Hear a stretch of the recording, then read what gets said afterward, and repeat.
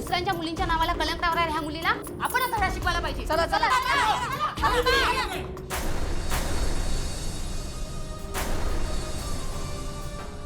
कुणी पुढे जायचं नाहीये.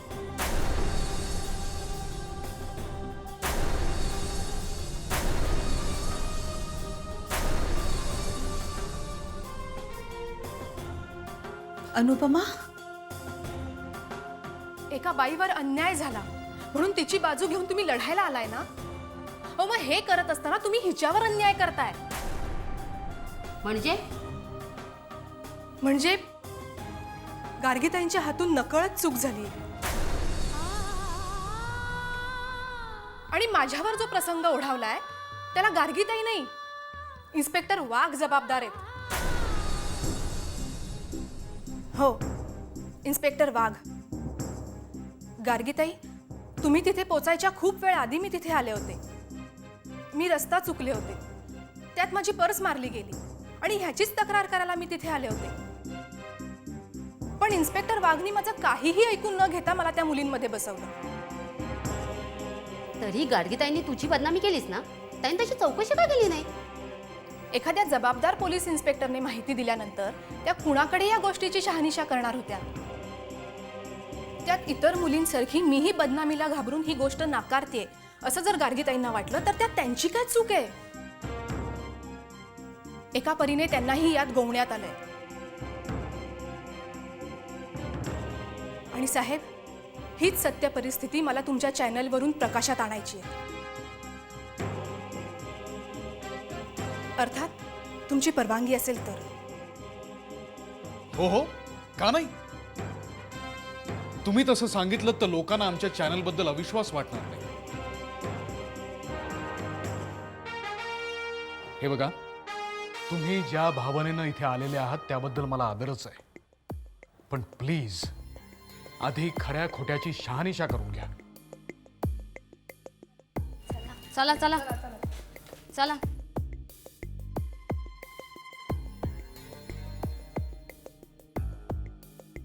थँक्स अनुपमा. गार्गी, आभार प्रदर्शन नंतर आधी अनुपमाला आत घेऊन जा आणि तिथं स्टेटमेंट रेकॉर्ड कर. जा. चल.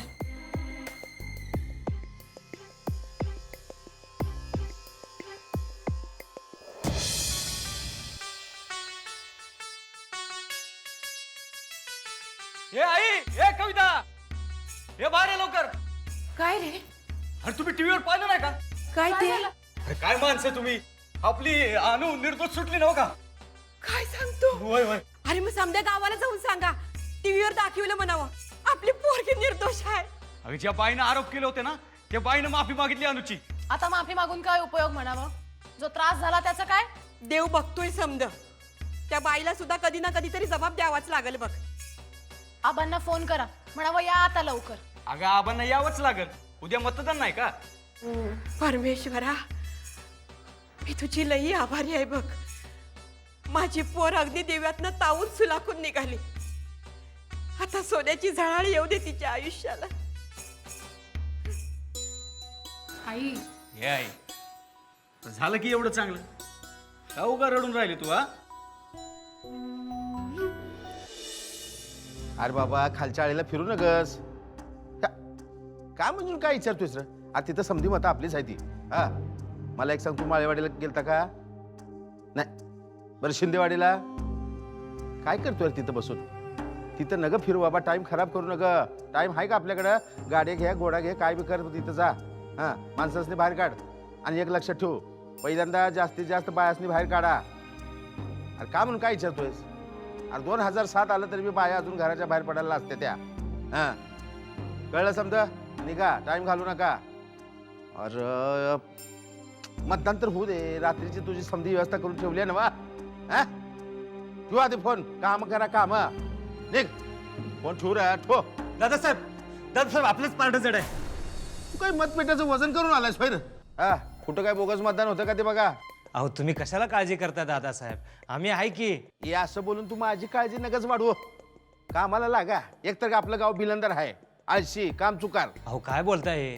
काम चुकार नाही तर काय रे? हा, अरे शेवटच्या दिवशी तर कामं करा. मतदाराला बाहेर वडून काढा, त्या मतदान केंद्रावर घेऊन जावा. अहो समधी व्यवस्था चोख आहे. आत्ताच 2 माणसं पकडली त्यांची बोगस मतदान करताना.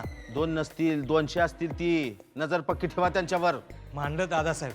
अहो इथं घरात बसून मतदारसंघाची तुम्ही खडानखडा माहिती ठेवताय. अरे बाबा आधी ठेवत नव्हतो पण आता ठेवावं लागतंय. काय करणार? अरे आमचा नेमका शत्रू कोण आहे तेच कळलं असं झालंय. बरं तुम्ही निघा कामाला लागा. हा कुठं काय बोगस मतदान होतंय का डोळ्यात तेल घालून बघा. हा पर दादासाहेब तुम्ही अजिबात काळजी करू नका. मॅडम निवडून येणार म्हणजे येणारच. अरे ती तर आहेच रे. बरं आधी कामं करा. निघा निघा चला चला चला रे.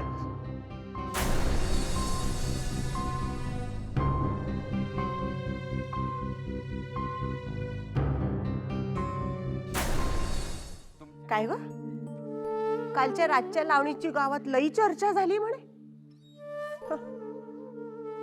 अजित बी गेला होता का ग? आता हे काही विचारणं झालं. अहो मुहूर्ताचा नारळ यांच्याच हातून फुटला असणार. नाही तर काय म्हणतात ना ते वाट चुकलेली गुरं धामणपूरच्या मळ्यात आणि समदे चोर नायकिणीच्या गळ्यात. म्हणजे नायकिणीची मुळे चांगलीच फजिती झाली. फजिती? अगं चांगलाच तमाशा झाला तिचा आणि गावकऱ्यांचं बी. तिचा काय तमाशा होणार? ती आलीच होती तमाशा करायला. बरं झालं त्या गावकऱ्यांची चांगलीच जिरली. इश्काची इंगळी डसण्या अगोदरच कुणाला तरी साप डसला.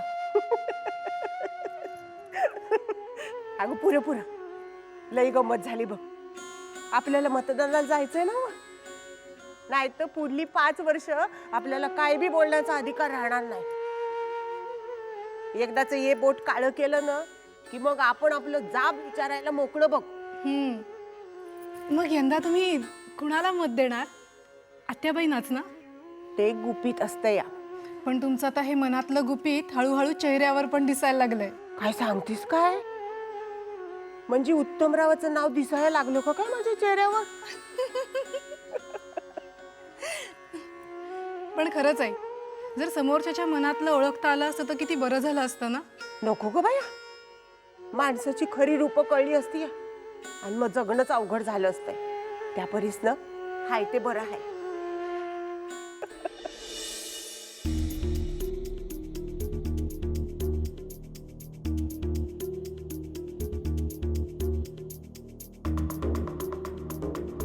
अजित तर आहे ना हो बरोबर. महत्त्वाचा कार्यक्रम संधीकडे पोरं आहेत ना हो आपली. पसरली आहे. हा ध्यान ठेवा. हा दादा साहेब. सगळं लक्ष ठेवा नीट. काय कसं काय बाबा इथं हा, एकदम व्यवस्थित आहे दादा ठीकठाक आहे ना सगळं? एकदम. हा दिन्या हे बघ समजा मतदाराचं ओळखपत्र बघ. काय फोटो प्रूफ बघायचा. निके रेशनिंग कार्डवर मतदान करू द्यायचं नाही. काय सांगतो या? बिलकुल बिलकुल. कोण कोण येऊन गेलं बाबा? उत्तमराव आता जेवून गेला दादा साहेब. येऊन गेलं? होय. मग आमच्या अक्का कशी काय आली नाही अजून? कुठं अडकले म्हणायचं? कवा पोचणार कोणाच माहित. दिली ही पोरग तर शिंदेवाडीच्या बुथवर बी होतं ना रे? होतं की मी मत पण दिलंय. आणि मग सुकाळीच्या तू काय करताय तिथं? हा? अरे घे त्याला बाहेर. हा, त्याला बाहेर वाढ.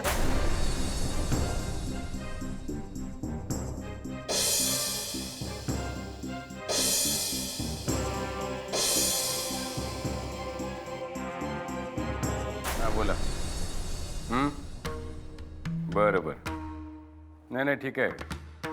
ध्यान ठेवा फक्त. हां बरं. आता दिलेत की आता आणखी किती वेळा द्यायचे? हां बरं बरं. ठेवा ठेवा. कामं करा आधी. काय अजितराव कसं काय चाललंय समजा? व्यवस्थित अगदी फर्स्ट क्लास. मतदान बी अगदी दणक्यात होतंय बघा. आता जाऊन आलो दादांसंगी तिकडे. बरं बरं. ते झोपडपट्ट्यातून फिरताय का नाही? हां आपले हुकमी मतदार आहेत ते. तर आपली 20-25 पोरं फिरतायत तिकडं. हा नुसती पेट्रोल भरून गाड्या उडवतात की कामं बी करतात? नाही चाललंय ठीकठाक चाललंय सगळं. काय ठीकठाक चाललंय. आता मी शाळेच्या बूथवर जाऊन आलो. तिथलं बोगस मतदान जरा वाढवा. तुमचे तीर्थरूप तिथं लोकांना घेऊन येऊन हक्कानं वोटिंग करतात. जरा हाला की राव.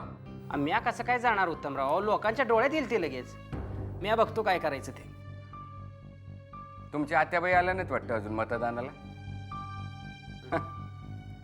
आता मतदानालाच नाही तर लोकांची कामं करायला कसं काय येणार हो?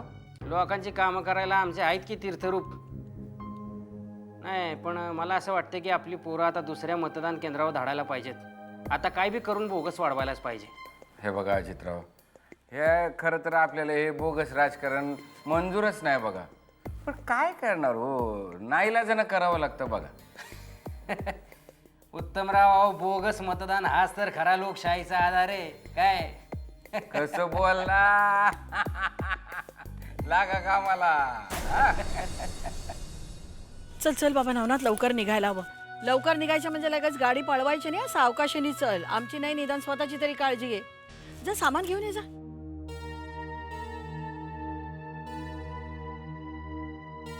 सगळीकडे जपून वागायची गरज आहे. काय होणार आहे कुणास ठाऊक. आजचं मतदान कसं आणि किती होतंय यावरच तर सगळं अवलंबून आहे. हे झालं इकडचं. तिकडे घराची तर पार धर्मशाळा झाली. कुणाचाही विरोध असला ना तरी मी ह्या मुलाला जन्म देणार आहे.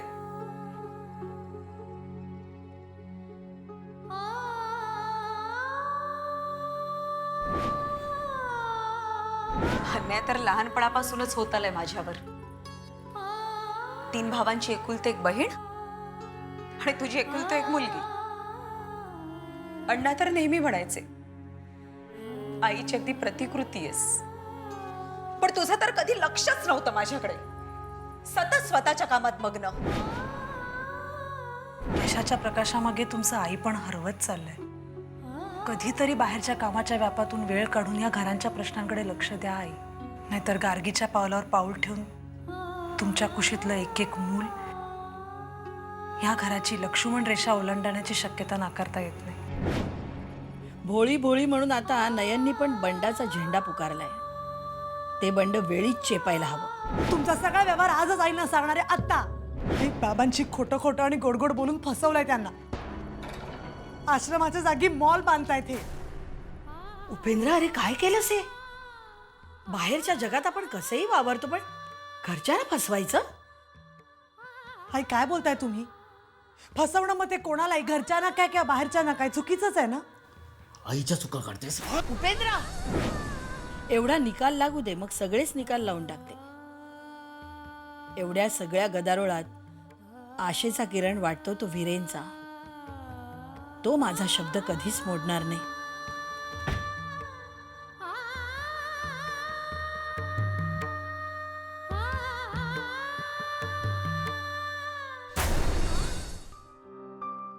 थँक्स अनुपमा. संकटात असताना आपलं कोण परक कोणाची खऱ्या अर्थानं ओळख होते. तुम्हाला खूप मोठ्या संकटातनं वाचवलंयस आज. ताई, अहो आभार कसले मानताय? तुमच्या जागी दुसरी कुणीही असती तरी मी तिच्यावर अन्याय नसता होऊ दिला. वीरेने सांगितलं तशीच आहे सगळं. तू स्वाभिमानी, तडफदार. खरं तर आमच्या घरात ना तुझ्यासारखीच सून हवी आणि वीरेनला तुझ्यासारखी सहचारिणी. पण तुमच्या आईंचा आमच्या प्रेमाला विरोध आहे आणि त्यांच्या मनाविरुद्ध वीरेंनी माझ्याशी लग्न करणं मला नाही पटत. मी तुमच्या घरी नाती जोडायला येणार होते, तोडायला नाही.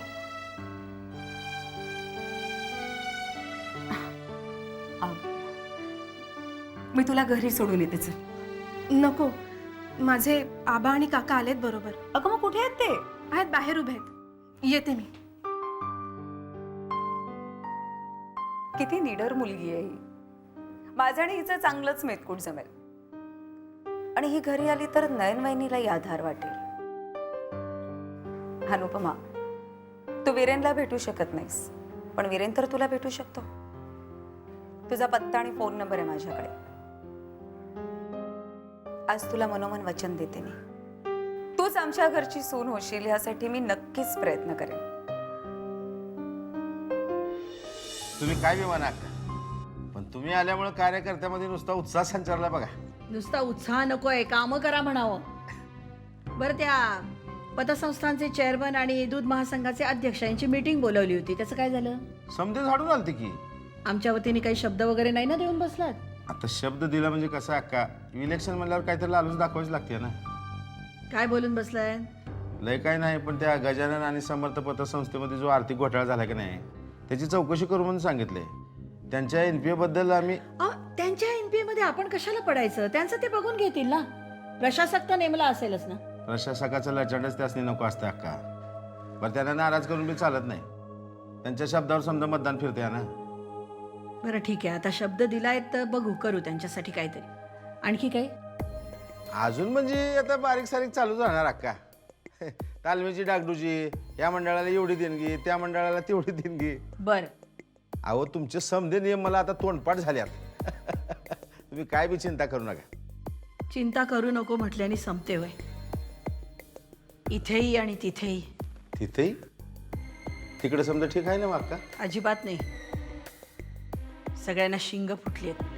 अक्का तुम्ही काय बी काळजी करू नका. एवढा निकाल लागू द्या, समजाही व्यवस्थित होईल आणि आमदार कौल बी आपल्याच बाजूने लागायचा आहे. दादा, सगळीकडून विरोध जाणवतोय हो. विरोधाने तर आमचं घर पोखरून निघालंय. अक्का ही राहू द्या, पण त्या आपल्या इरेंचं काय करायचं ठरवलंय तुम्ही?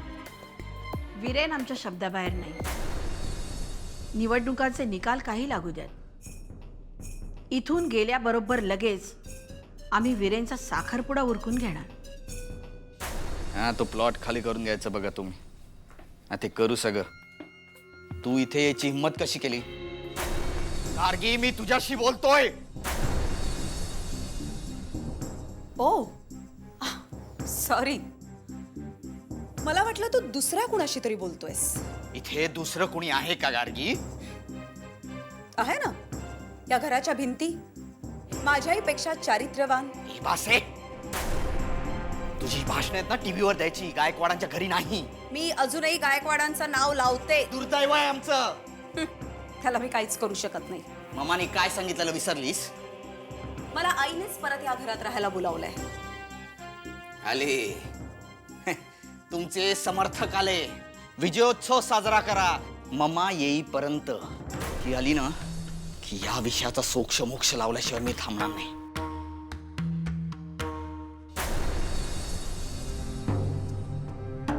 त्या चॅनलचं प्रकरण मिटलं का ग? म्हणजे तुम्हाला काही माहित नाहीये? नाही. गायकवाडांच्या भावी सुनेनं गायकवाडांच्या मुलीला वाचवलं. म्हणजे अनु बोलली? अरे तुम्ही इंटरव्ह्यू नाही पाहिला तिचा? नाही. तिने अगं सगळं स्पष्टीकरण दिलं आणि महिला संघटनेला थोपवून धरलं होतं तिने. मग कशी काय वाटली आमच्या वीरेन भाऊजींची अनु?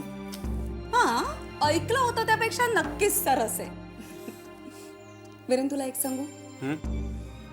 कुठलाही निर्णय भावाने होऊन घेऊ नकोस. मी सुद्धा हेच समजावते वीरेन भाऊजींना. हे बघ, अजूनही वेळ गेली नाहीये. मी ना अनुचा पत्ता आणि फोन नंबर मिळवलाय. खरंच? गार्गीताई, अगं मी शब्द दिलाय आईला. अनुलाही शब्द दिला होतास ना?